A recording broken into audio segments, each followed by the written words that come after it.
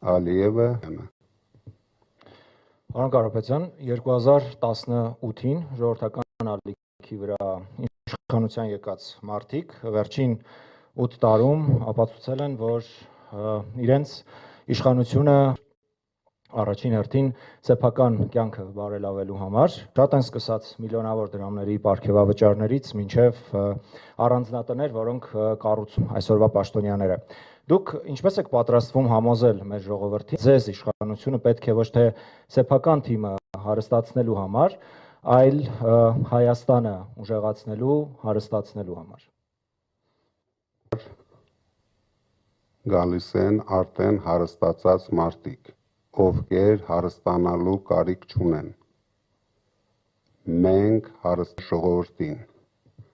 ի տարբերություն ներկա իշխանություններին, ովքեր բյուջեն լցնում են սեփական գրպանները։ Երկիր մեդիա,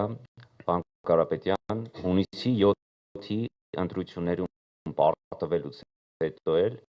Փաշինյանը գործող սահմանադրությամբ շարունակելու է պաշտոնավարել 1 ամիս։